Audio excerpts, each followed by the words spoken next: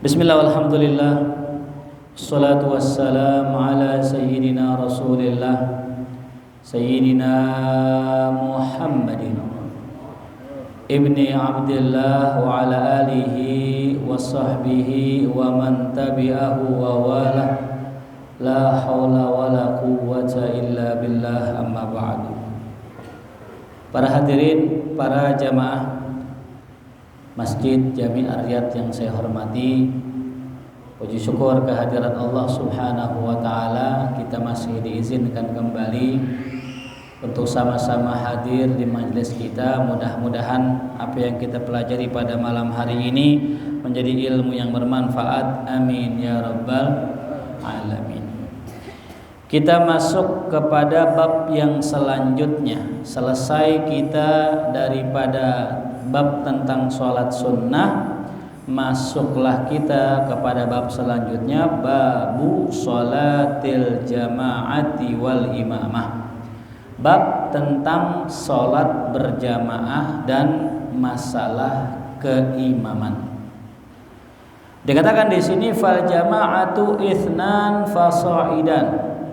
Yang namanya jamaah dalam definisi ulama itu adalah dua atau lebih, itu namanya jamaah. Jadi kalau ada orang sholat berdua, itu namanya jamaah. Namun nanti beda kalau seandainya dipahami oleh ulama nahwu. Kalau kata ulama fikih, yang namanya jamak dua udah jamaah. Tapi kalau kata ulama nahwu, ulama bahasa, kalau dua musanna namanya. Kalau jamak berapa? 3. Itu ya. Nah, jadi ada perbedaan sedikit ya dari ulama fikih dan ulama ya nahwu. Wa fil hadis an Abi Musa al-Asy'ari ya al-ithnanu wa ma fawqaha jama'atun. Ada satu hadis yang diriwayatkan dari Abu Musa al-Asy'ari bahwasanya ia mengatakan bahwasanya 2 dan ke atas itu adalah jamaah. Ya. Waqtalafal ulama fiha, ulama berbeda pendapat tentang ya hukumnya sholat berjamaah. Ya. Beda pendapat ulama. Ya, kita kan kalau ngelihat ada sebagian nih saudara kita yang ngajinya tuh ngaji sunnah gitu ngomongnya ya. Itu getol-getol banget ke masjid ya. Berbeda dengan orang-orang kita gitu, yang kadang kalau ke masjid ya kalau lagi sempat ke masjid ya enggak gitu. Nah ini ada apa gitu. Ternyata setelah saya lihat, perbedaan itu ada gara-gara perbedaan memahami dalil dan hukum. Mereka saudara-saudara kita yang tadi saya bilang tuh yang rajin ke masjid, mereka mazhabnya Hambali. Kalau kita mazhabnya Syafi'i. Kalau Hambali, menurut mereka itu hukumnya sholat berjamaah wajib. Itu. Kalau mazhab Syafi'i hukumnya sholat berjamaah sunnah muakkad. Ya. Jadi beda tuh antara wajib sama sunnah. Berarti kalau ada orang bermadzhab Hambali, dia sholat sendiri, sah nggak? Nggak sah. Kan wajib, dosa gitu. Ya. Dia harus apa itu? Harus berjamaah. Ya. Nah, dikatakan di sini wa dzahabal Imam Ahmad wa Atha wa Abu Thawr wal Auza'i ila wujubi halis salawatil khamas. Nah, Imam Ahmad, Imam Atha, Imam Abu Thawr, Imam Auza'i, 4 ulama itu mewajibkan sholat berjamaah pada sholat 5 waktu. Itu wajib hukumnya. Berarti kalau nggak jamaah dosa. Gitu ya. Wa dhahaba Syafi'i wa Malikun wa Abu Hanifah wa Tsauri, dan Imam Syafi'i, Maliki, Abu Hanifah, Imam Tsauri ila adami wujubiha, berpendapat tidak wajib hukumnya. Tuh ya. Jadi demikian. Wastadallal Imam Ahmad wa man wafaqahu biqaulihi ta'ala wa idza kunta fihim fa aqamta lahumus shalawat. Ya. Nah, ini ada sebuah ayat yang menjadi dalil bahwasanya sholat jamaah itu wajib. Nah, ini yang diperselisihkan, bukan masalah hadisnya, bukan masalah Qur'annya, tapi cara memahami dalil tersebut. Itu ya. Nah, jadi singkat cerita tadi hukum masalah sholat berjamaah ulama berbeda pendapat gitu ya. Nah, kalau kita ya mazhab Syafi'i sunnah muakkad. Nah, terus bagaimana Ustadz masalah sholat jamaahnya itu sendiri? Mazhab Syafi'i dalam beberapa kitab yang pernah saya baca, sholat berjamaah dilaksanakan di satu kampung hukumnya fardu kifayah. Jadi orang Kuitang sholat jamaahnya begini, itu hukumnya fardu kifayah, sama kayak orang nyolatin jenazah. Apa maksudnya? Kalau satu masjid dia nggak ngelaksanain sholat jamaah, kosong, maka satu kampung dosa. Okay. Itu pas kemarin COVID 2020, itu ada gak yang gak ke masjid? Pertanyaan itu ya. Kosong gak masjid? Maka ulama yang pada saat itu berfatwa gak perlu ke masjid, gak boleh ke masjid, dia ntar di hari kiamat yang tanggung jawab. Dosa sekampung orang Kuitang, nah itu. Ya, bahaya itu. Padahal corona ya kalau kita pelajari dia itu nggak sampai keyakinannya kepada derajat qot'i, pasti enggak.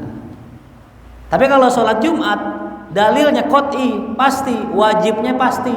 Tapi kalau corona sakitnya belum pasti, bener gak? Waktu zaman corona meninggal semua kan? Enggak kan gitu. Berarti kan belum pasti. Itu. Bahkan dokter ada yang beda pendapat. Kata sebagian dokter, itu mah cuma flu biasa, didiemin aja sembuh. Ya. Saya belum lama tuh waktu COVID itu ya agak kayaknya sih ngalamin gitu. Orang kita pengen ngajar tiba-tiba nyium minyak wangi kagak wangi.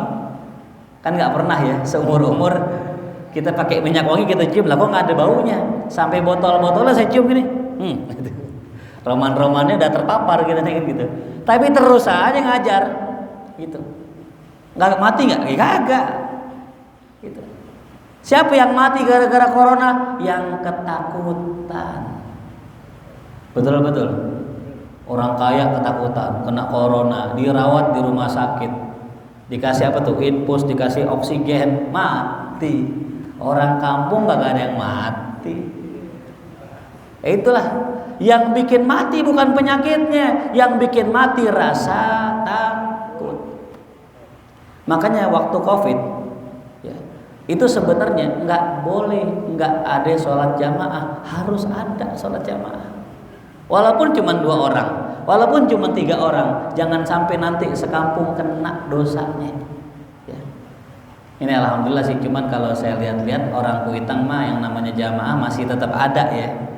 Iya. Makanya jangan remehin orang-orang tua pensiunan, jangan diremehin, itu yang isi masjid. Karena beberapa tempat di daerah di luar Jakarta pernah saya dapatin, saya sholat di situ, azan sendiri, habis azan nungguin jamaah, kita baca sholawat, kagak nongol-nongol, qomat sendiri, sholat itu masih mending, masih sholat di dalam. Ada yang kita ke masjid, udah azan di luar, di tempat lain, di situ belum azan. Pas kita pengen masuk dikunci, sholatnya libur. Bayangin tuh, dosa sekampung itu kalau masjid pakai libur sholat. Ya, ini pentingnya ya. Diriwayatkan dari Abdullah ibni Umar radhiyallahu anhuma, anna Rasulullah sallallahu alaihi wasallam, bahwasanya baginda Rasul qala bersabda, sholatul jamaati afdalu min sholatil fardhi. Sholat berjamaah itu lebih afdol daripada sholat sendirian. Bisab'in wa ishrina darajatan, dengan 27 tingkatan. Muttafaqun alaih. Walahuma, dan juga dari Abdullah bin Umar radhiyallahu anhu an Abi Hurairah, dari Abu Hurairah ya, bi khamsin wa ishrina juz'an, itu 25 ya tingkatan. Jadi dalam hadis yang pertama 27 derajat, dalam hadis yang lain 25 derajat. Ya. Ada pertanyaan, Kok beda-beda Ustaz? Ada yang bilang 27, ada yang bilang 25. Nah ini pernah saya dapatkan satu keterangan dari ulama. Kenapa 27? Kenapa 25? Kenapa nggak sama aja? Nah itu hadirin, sholat yang kita kerjakan kalau jamaahnya sempurna, sapnya rapi, kakinya lurus, kagak ada celah-celah. Dalam artian celahnya bukan berarti dempet, bukan. Maksudnya nih kagak renggang. Ya, jadi nggak mesti dempet, nggak. Yang mesti rapat kan nggak mesti dempet. Ya. Nah, sapnya rapi, lurus, rapat, jamaahnya semuanya ya itu mengenakan yang sunnah-sunnah. Azannya dibacakan, qomatnya dikumandangkan, maka full dapat 27. Ya. Kalau jamaahnya sempurna. Tapi kalau ada jamaah udah bagus nih, ternyata bagian belakang ndirian. Atau misalnya ada bagian belakang kosong, itu nggak 27 lagi udah 25 tuh, kurang. Ada lagi udah kosong belakang, imamnya baca ya ijajul gitu misalnya gitu, kan kurang sempurna itu, berkurang lagi 20 gitu. Ada lagi misal jamaah ya, dia itu sholatnya nggak lurus, agak mundur dikit gitu, sehingga nggak lurus sapnya, ya kurang jadi 17 gitu. Makin kurang kesempurnaan jamaah, makin berkurang juga keafdolan sholat jamaah. Bukan lagi 27, tapi sudah turun begitu cara memahami hadisnya. Nah makanya kita sebagai imam nih, kalau misalnya ngelihat jamaah, sebelum kita sholat dianjurkan seorang imam ngeliatin jamaah dulu. Ya. Jadi pas ngomong istau, nah itu nggak sambil liatin jamaah. Istau itu luruskan. Ya, sawu sufufakum. Liatin jamaah. Kalau misalnya kurang maju Pak Haji majuan, lurusin. Nanti kita bahas batasan-batasan ya yang mana seorang jamaah itu harus lurus gitu. Nanti kita bahas tuh ya. Intinya itu. Ya, jadi keafdolan sholat berjamaah daripada sholat sendiri 27 atau 25 atau ke bawahnya itu ya. Wallahu a'lam. Kemudian wa an Abi Hurairah radhiyallahu anhu anna Rasulullah sallallahu alaihi wasallam qala walladzi nafsi biyadihi, demi jiwaku yang berada dalam genggamannya. Ini salah satu bentuk sumpahnya Nabi. Ya, Nabi pengen bilang demi Allah, wallahi. Ya, cuman Nabi kadang-kadang diganti sama Nabi. Apa itu? Demi yang jiwaku berada dalam genggamannya. Maksudnya demi apa? Demi Allah juga sama. Apa kata Nabi? Laqad hamamtu an amura bi hatabin fayuhtatab. Sungguh aku ingin ngapain? Menyuruh orang untuk membawa kayu bakar. Kemudian apa? Kemudian dikumpulkan kayu bakar itu. Summa amura bis sholati, kemudian aku perintahkan ya orang untuk sholat, fayu'adzana laha, kemudian diazankan buatnya. Summa amura rajulan faya umman nasa, kemudian aku suruh seorang laki-laki mengimami manusia. Summa ukhalif ila rijalin la yashhaduna sholata, kemudian aku berjanji ya akan ya membakar apa? Fa summa ukhalifu ila rijalin, kemudian ya aku mendatangi orang yang tidak menyaksikan sholat, yakni sholat berjamaah, fa uharriqa alaihim buyutahum, kemudian aku akan bakar ya rumah-rumah mereka tuh. Ya jadi Nabi ya ketika melihat ada orang yang tidak sholat berjamaah, baginda Rasul pengen bakar rumahnya. Ya. Ini salah satu bentuk peringatan dari Nabi Muhammad. Ya. Karena memang sejatinya Rasulullah sepanjang umur hidupnya nggak pernah nggak sholat jamaah, gitu ya. Jadi kalau ada orang bilang Rasul pernah tuh sholat di kendaraan, oh nggak pernah. Rasul di kendaraan itu pasti sholatnya sholat sunnah, bukan sholat wajib. Karena wajib pasti jamaah, nggak mungkin kan Nabi sholat jamaahnya naik apa tuh? Onta, nggak mungkin. Ntar gimana barisnya tuh ya? Ini ontaknya Nabi, ini ontaknya Abu Bakar Siddiq, ini ontaknya Sayyidina Umar, semua nggak bisa. Ya.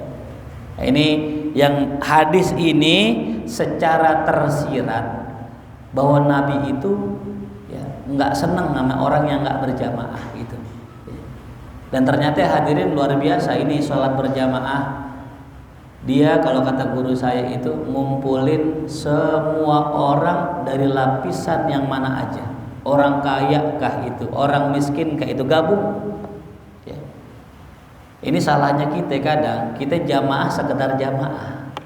Ya. Padahal harusnya sholat jamaah itu jangan sekedar jamaah, tapi kita saling kenal jamaah. Ya. Kan kalau seandainya di sini ada orang kaya, dia bisa ngasih kerjaan sama kita. Kita nganggur nih, berjamaah sebelah dia, ya. Bisa nggak dapat kerjaan? Bisa. Ya. Mungkin kita punya jamaah, bos catering kali mungkin. Ya nggak bisa nggak diajak? Bisa, lumayan cepet sehari kan? Iya, buat beli rokok 3 bungkus tuh dapat. Ya. 10 bungkus. Nah itulah artinya apa? Jangan sampai nih kita sekedar sholat jamaah doang. Manfaatkan kita punya jamaah tuh. Ya. Contoh misalnya kita berjamaah sama ustadz, selesai sholat nanya itu, mumpung lagi di masjid, mumpung ada ustadz kan susah. Kita mau ngundang ke rumah takut beli parselnya, takut apa ya, ngasih bisarohnya. Udah ketemu di masjid nanya di situ. Jadi banyak banget manfaat kita sholat berjamaah. Nah makanya di zaman Rasulullah ya, Nabi kalau habis selesai berjamaah nggak langsung pulang, nggak. Nabi duduk dulu sama sahabat, duduk tuh kongko kalau bahasa kita. Ya. Karena Nabi sama sahabatnya ya itu di masjid ya kuat karena nggak ngerokok. Kalau kita kan ngerokok nggak kuat di masjid lama-lama ya. Ini mungkin sebagian udah pada asam-asam banget kan gitu ya. Ya maka jaga nih kehormatan masjid. Pernah saya lihat ada di daerah luar sono, bukan daerah sini gitu. Ini jangan dicontoh. Lagi ngaji begini, ya Rabbi bil Mustafa, itu asbak digelarin atau ya, lagi ya Rabbi bil tuh digelar asbak atau merokok, bus gitu. Bayangin tuh masjid, ya Rabb. Ya. Nah, itu kan nggak menjaga kehormatan. Jadi masjid di zaman Nabi bukan hanya tempat sholat, tapi tempat bertemunya ahli strategi perang, bertemunya ahli ekonomi, bertemunya para pedagang yang sukses, bertemunya seorang alim ulama di masjid ketemunya. Gitu. Ini saya yakin jamaah di sini kan kerjaannya masing-masing. Ada yang mungkin ngerti ilmu arsitektur, ada yang mungkin ngerti ilmu kedokteran. Kan enak kalau nanya dokter nggak bayar kan ya? Iya bener kan? Saya kalau ngisi acara gathering misalnya, acara kantor, biasanya dokter ikut tuh. Dokter mereka ikut. Saya suka nanya tuh, ngobrol sama dokter. Dok, saya ada masalah begini. Tuh, enak kan? Enak, gratis tuh, konsul gratis. Kenapa? Medianya majelis taklim. Sama nih kita medianya berjamaah begitu. Ya.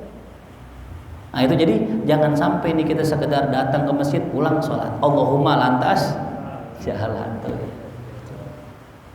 Bahkan ada orang dari rumah gitu, aduh asem banget nih nggak punya rokok gitu, datang ke masjid niatnya nyari teman gitu yang bisa apa itu. Bener pulangnya dapat rokok tuh kan. Jadi bukan hanya sekedar pahala yang kita dapat, dunia pun bisa kita dapat berkahnya. Sampai ulama yang ngajarin kita ini kalau kita susah itu bukan karena kita bodoh, tapi karena kita ogah gerak.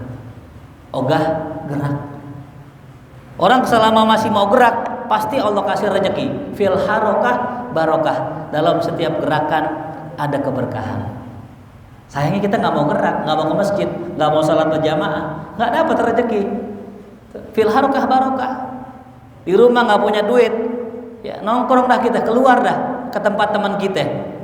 Pas banget dah 11:30 pengen johor gitu. Pas giliran johor pada makan nggak kita? Ya makan, asal mau apa tuh? Mau gerak ya. Mulut asem banget belum merokok misalnya, jalan ke tempat teman kita.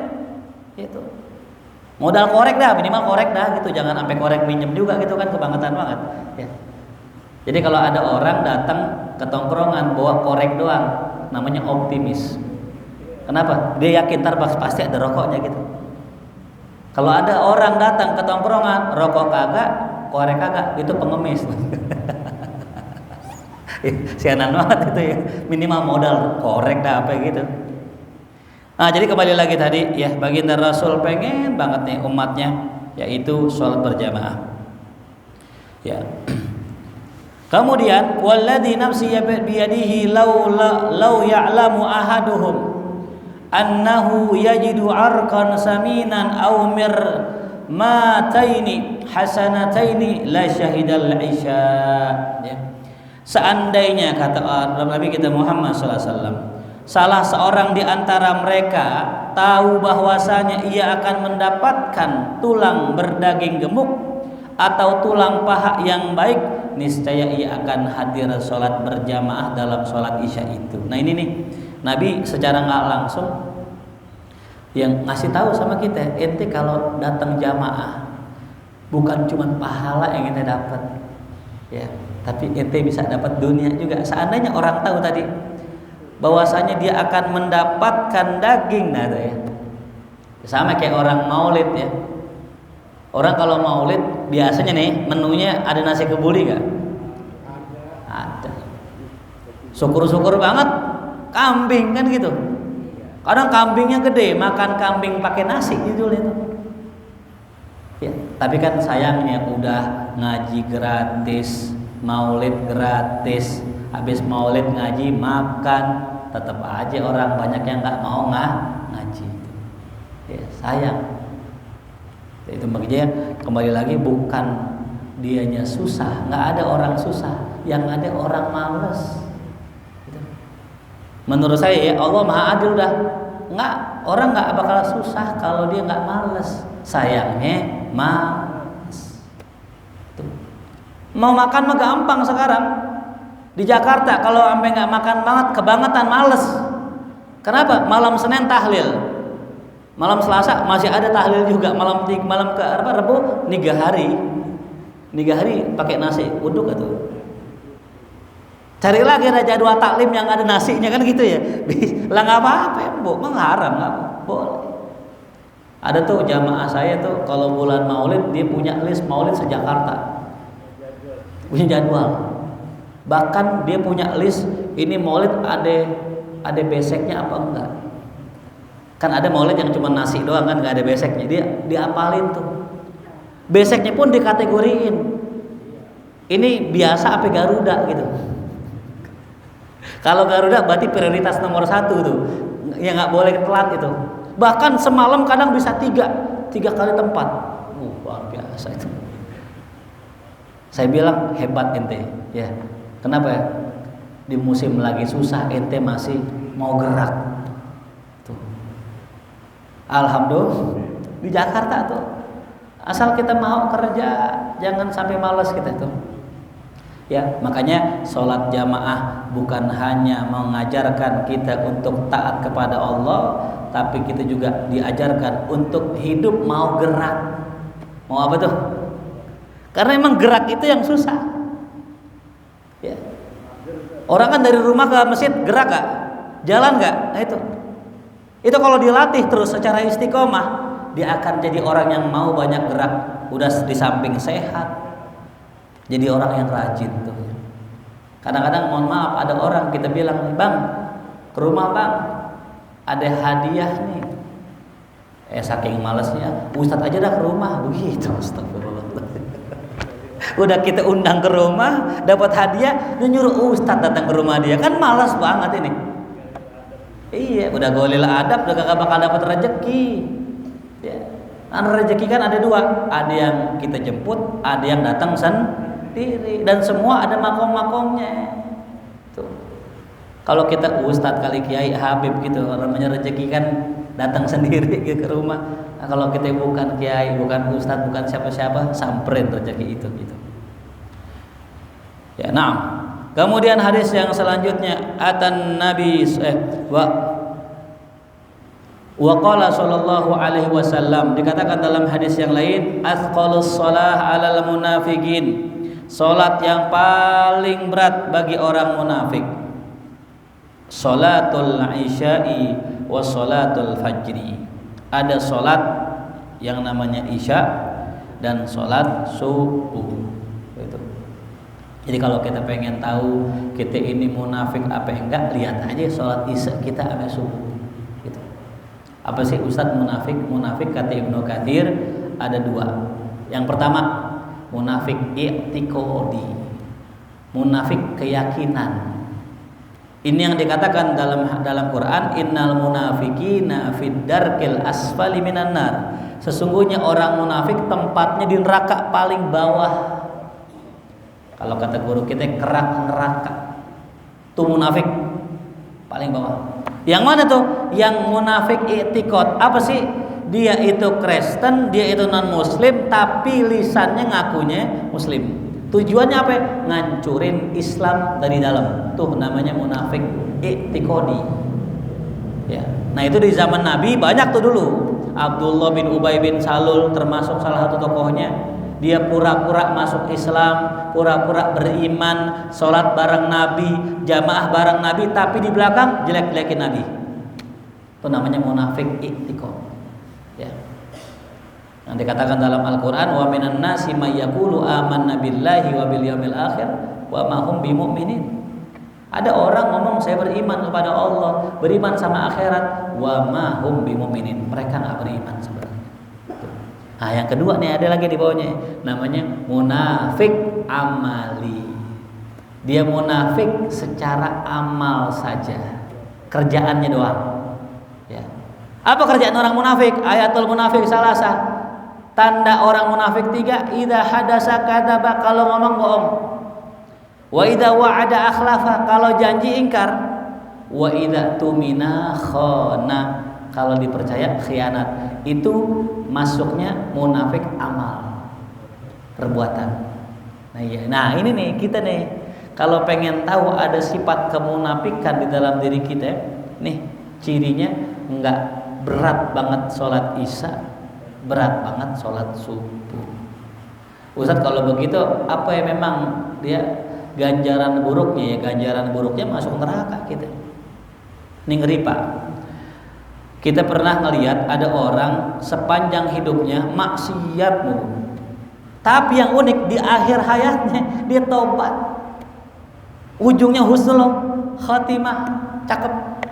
Tapi ada Pak orang taat mulu, ngaji mulu, sholat mulu, di ujung akhir hayatnya suul khotimah. Nah ini kok bisa ada orang ibadah mulu, pakai baju gomis mulu, tapi ujungnya suul khotimah. Ini yang namanya munafik. Nauzubillah, summa nauzubillah min dzalik. Kenapa begitu? Karena orang yang pakai baju preman, orang yang zolim, orang yang maksiat, itu di dalam hatinya dia pengen tobat.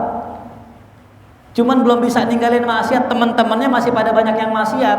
Saban pengen tobat ditarik lagi, saban pengen berhenti diajak lagi, begitu.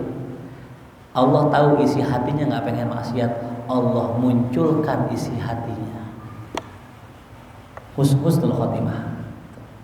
Lain sama yang kedua, dia taat, dia rajin ke masjid, pakai baju koko mulu, rapi mulu, soleh kelihatannya, alim zahirnya, tapi di batinnya dia pengen maksiat.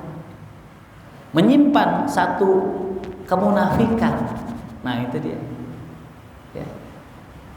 Diam-diam dia pengen merusak hubungan orang, dia pengen ngambil istri orang, dia pengen mencuri duit orang. Itu pakaiannya Islami, tapi batinnya busuk. Di akhir hayatnya yang Allah munculkan isi hatinya. Nauzubillah. Nah ini yang ngeri. Nah makanya pastikan hadirin, kita ini pakai gomis, pakai koko, pakai baju muslim, luar dalamnya sama. Jangan sampai jadi serigala berbulu apa? Domba. Nauzubillah. Nah gimana caranya? Nih ada ulama ngasih ya saran.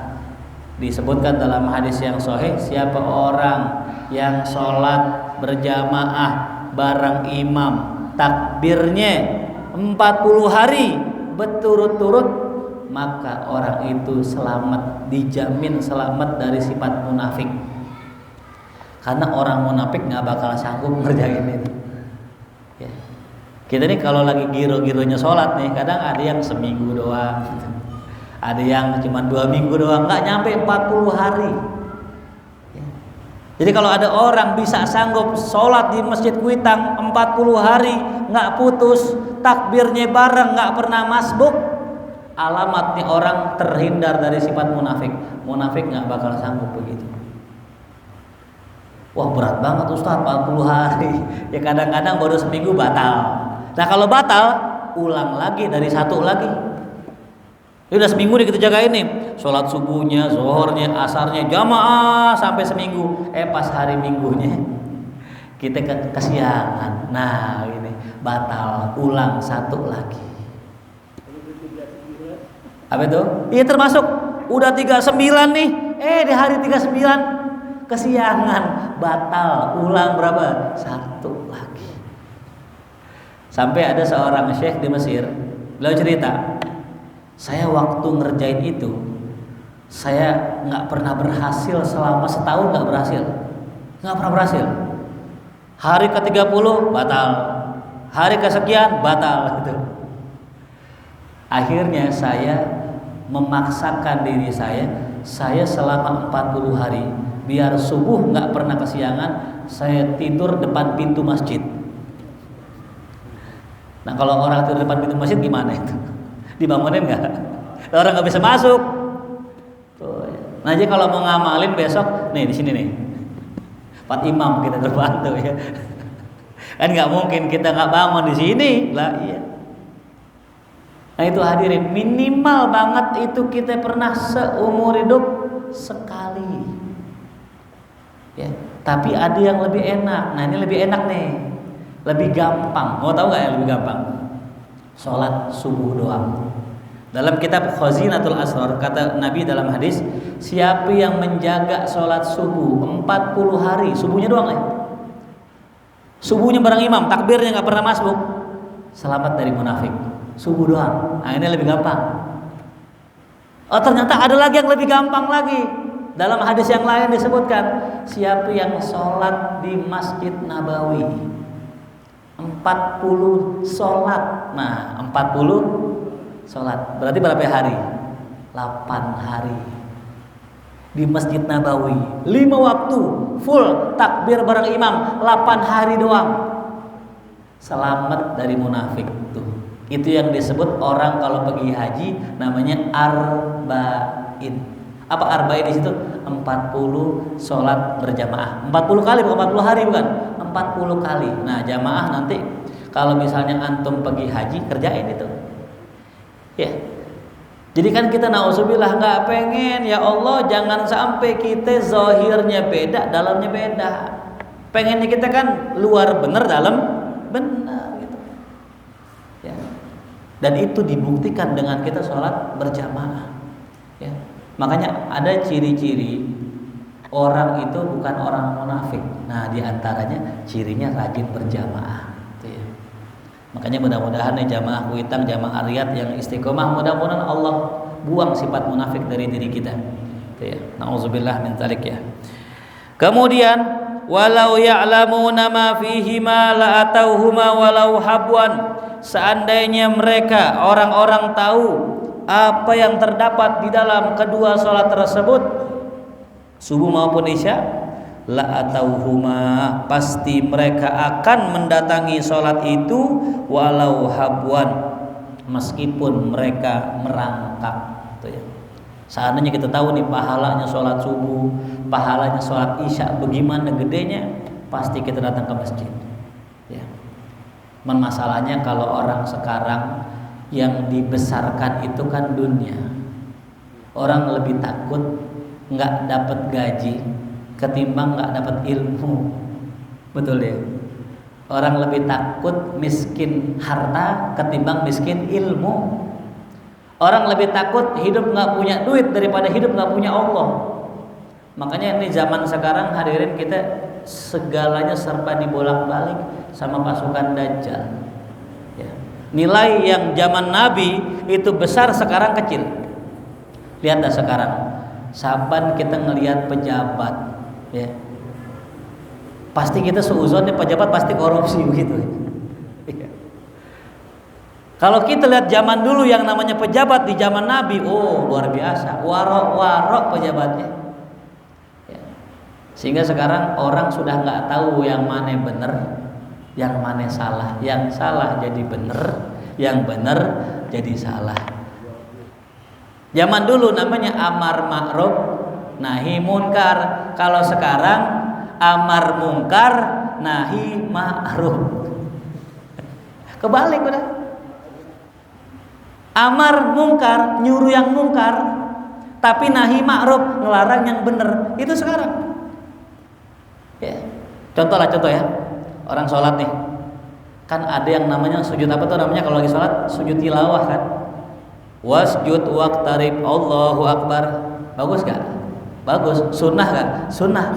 Yang namanya sujud tilawah hukumnya sunnah. Berarti apa itu? Berpahala.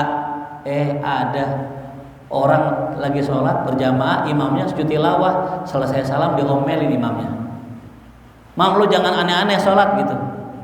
Sholat yang biasa-biasa aja dah gitu. Nah lo gimana ini ceritanya? Lah kok orang sujud tilawah ngerjain sunnah dilarang? Berarti kan apa nih? Nahi ma'ruf namanya. Betul. Laki mau sedekah, mau nyumbang buat acara maulid di masjid. Kata bininya, bang ngapain bang? Sedekah buat masjid. Sedekah mulu gitu tuh, sedekah mulu tuh. Istri ajak dong jalan-jalan. Nah, tuh nahi ma'ruf. Ya. Dan banyak juga yang namanya amar mungkar tuh ya. Udahlah kita hidup jangan polos-polos banget ya. Pinjol boleh pinjol, kita pinjol tuh. Disuruh. Nauzubillah min. Kadang-kadang yang nyuruh bininya udah ya. Pernah kejadian begini hadirin. Saya punya teman cerita. Teman saya bininya punya duit 50.000. Lakinya tukang main slot. Nih mohon maaf nih kalau ada ya. Kata bininya, "Ya, sulap dong ya, duitnya sulap." Tahu disulap? Duit gocap disulap jadi gope gitu. Siapa yang nyuruh? Bininya. Kan ngawur namanya. Namanya amar mungkar, nahi ma'ruf. Giliran lakinya mau ngaji malam, ya mau kemana? Pakai sarung. Mau taklim. Ngaji mulu, gitu ngaji mulu tuh. Allahu Akbar, akhir zaman gitu. Ya. Nih lagi ngomongin orang kampung saya, orang sini mah kagak ada. Ya, kagak ada insya Allah. Di sini nggak ada, di rumah nggak tahu ada tuh. Ya. Makanya susah, langka zaman sekarang. Antum nih hadirin, kalau kita pengen cari calon mantu zaman sekarang ya, jangan cuman cari yang rajin sholat, tapi yang terhindar dari selot. Karena orang sholat harusnya meninggalkan selot. Karena selot itu judi hadirin, ngerugiin diri sendiri, ngerugiin negara. Duit yang masuk ke selot loss, bukan masuk ke kas negara, tapi masuknya ke kas luar negeri. Tuh. Ya. Makanya nauzubillah min dzalik ya, jangan sampai ini terjadi. Nih polanya sejak kapan sih? Ini saya liatin ya. Itu pola rusak begini pas Covid. Ya. Orang udah mulai kagak banyak belanja tuh pas Covid itu. Lihat sekarang pasar, sepi nggak pasar? Saya kalau ke mall nih, itu ruko-ruko pada tutup. Kenapa pada tutup? Karena orang sekarang demen belanjanya online. Online sekarang pasar bebas, yang dagang dari Cina langsung. Kita mesen nih, barang langsung dari Cina dikirim. Bisa. Atau yang kedua, duit yang harusnya beredar di masyarakat, dijajanin lontong, dijajanin gorengan, buat beli dan sebagainya, tapi duit itu nggak keluar. Kenapa? Diputerin dulu di selot. Punya duit cepet kan gitu, diputerin duit tuh, dapat 300. Prinsipnya judi, menang ketagihan, kalah penasaran. Betul. Menang nih 300, wah lumayan nih, modal cepet dapat berapa tuh? 300. Lagi nggak? Putar lagi nggak? Putar lagi, dapat 700. Putar lagi nggak tuh? Putar lagi, dapat 1 juta.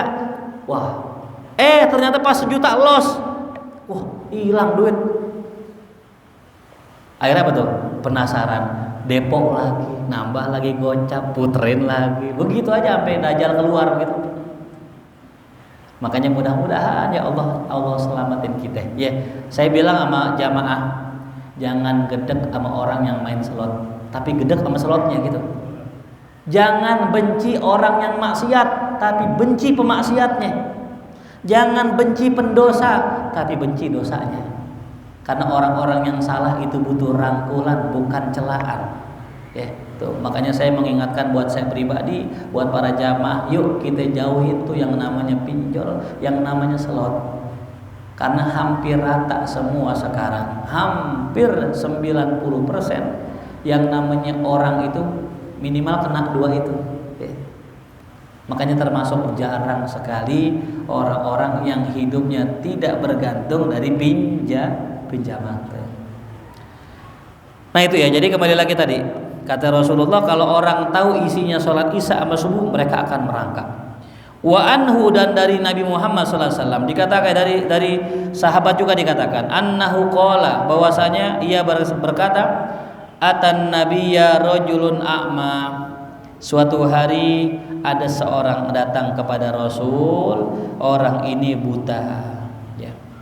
Nah, ini dikatakan ini Abdullah bin Ummi Maktum, salah satu muazin Nabi.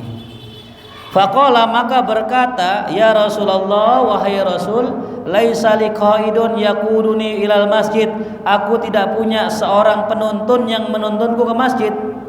Ya. Artinya ya Rasul, saya pengen ke masjid, cuman nggak ada yang nuntun. Boleh nggak saya sholat di rumah aja? Farokhasa lahu, kemudian Rasul ngasih keringanan, ya udah dah nggak apa-apa di rumah aja, nggak usah di masjid. Nanti juga nggak bisa ngelihat, takutnya nanti nyemplung sumur.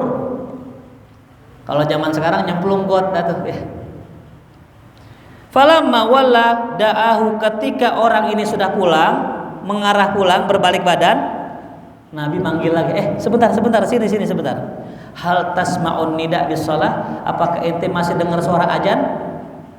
Faqala na'am, ya saya masih dengar suara azan ya Rasulullah. Qala fa'ajib, maka ente wajib datengin tuh, seru penuhi panggilan azan itu dengan ente datang ke sholat jamaah tadi itu. Nah ini ya, ini cerita tentang Abdullah bin Ummi Maktum yang minta uzur untuk gak ke masjid. Tapi kata beliau, selama masih dengar suara azan ke masjid.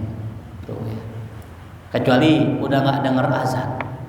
Saya punya guru kholwat di salah satu daerah pelosok terpencil di tengah pulau. Pulaunya di tengah rawa. Di tengah rawa. Itu kalau azan nggak kedengeran sampai situ nggak, saking pelosoknya. Tapi beliau kalau sholat Jumat berenang ke keluar pulau buat sholat Jumat doang, ntar balik lagi. Jadi selama masih kedengeran suara azan samperin gitu. Ya, jadi patokannya seperti itu. Selama masih kita dengar suara azan, maka kata Rasulullah, ya fa'ajib, penuhi panggilan azan tersebut. Dalam hadis yang lain dikatakan dari Ibnu Abbas radhiyallahu anhu, Nabi sallallahu alaihi wasallam qala, man sami'an nida, siapa yang dengar azan falam ya'ti, tapi enggak mau datang, fala sholatalah, maka tidak ada salat baginya, illa min udrin, kecuali dia uzur. Nah, apa maksudnya tidak ada salat? Di sini maksudnya kalau dia sholat pun nggak bakal sempurna. Jadi kalau udah azan nih, Allahu Akbar, langsung ke masjid, sempurna sholat kita. Tapi kalau kita udah azan, kita nggak ke masjid, gitu. Atau kita nggak langsung sholat, nunggu ntar udah jam 1 dulu, nah datang, sholat kita nggak sempurna. Gitu. Nah jadi begitu hadirin. Nah ini ya salah satu gambaran buat kita bahwasanya berjamaah itu penting ya. Hidup kalau nggak berjamaah ya nggak sempurna. Kita di masyarakat nih ya, kalau nggak berjamaah nggak bakal sukses kita. Makanya kambing yang sendirian berpisah dari jamaah itu paling gampang dimakan sama apa? Serigala. Ya. Jadi hidup jangan sendiri. Sama nih yang duda juga cari lagi istri kalau bisa ya. Tuh. Mau sekali dua juga boleh gitu, nggak apa-apa. Ya. Belum lama kejadian ada orang nggak punya bini, tinggalnya dirian di rumah, meninggal. 4 hari jenazahnya baru ketemu, udah bau hadirin. Ya. Seandainya punya istri, bakal begitu gak? Enggak tuh ya. Artinya hidup sebatang kara itu kagak enak. Maka nikmatnya kita makan kalau makan bareng-bareng. Nikmatnya sholat kalau bareng-bareng. Nikmatnya hidup juga kalau apa? Kalau bareng-bareng. Nah makanya pastikan kalau bisa kita hidup jangan sendiri. Seandainya kalau kita hidup sendiri, ya maka hidup kita tidak akan sempurna. Tuh ya. Makan enak tuh kalau bareng-bareng. Nikmat hadir. Gitu ya. Jadi itulah fadilah daripada sholat berjamaah. Wallahu a'lam bishawab. Sebelum